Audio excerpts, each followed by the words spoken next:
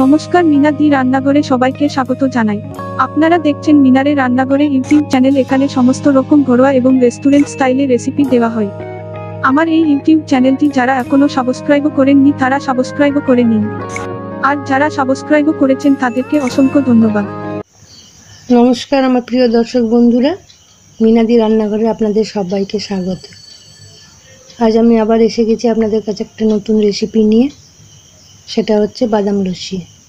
এই বাদাম লস্যি কীভাবে খুব সহজে বাড়িতে বানিয়ে ফেলা যায় সেটা আজ আমি আপনাদেরকে দেখাবো এই ভিডিওতে। আমার সঙ্গে থাকুন এবং দেখে নিন এই লস্যিটা আমরা কীভাবে বানাই।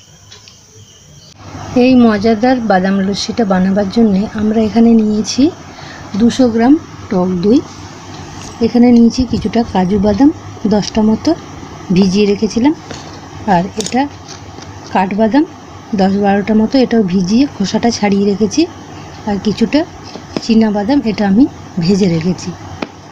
আর লাগছে আমাদের পরিমাণ মতন চিনি আর কিছুটা বরফ।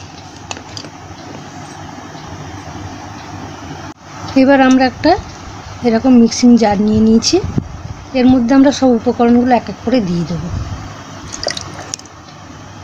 দই, বরফ, চিনিটা পরিমাণ মতন,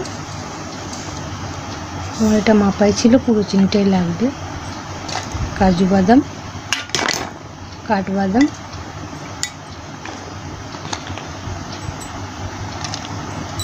এবং চিনি বাদাম। এবার এগুলো আমি ভালো করে একসাথে মিক্সিতে পিষে নেব।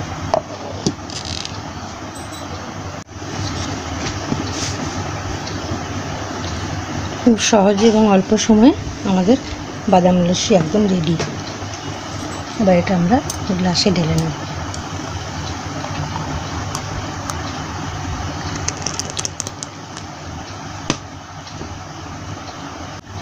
দেখুন কত অল্প সময়ে আর খুব সহজে আমরা এই বাদাম লস্যিটা বানিয়ে ফেললাম।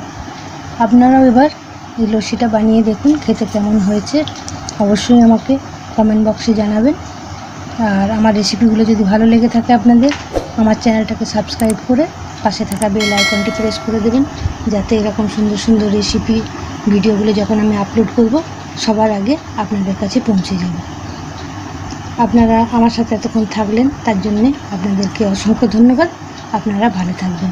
আবার এসে যাব অন্য কোনো দিন আবার একটা কোনো নতুন রেসিপি নিয়ে।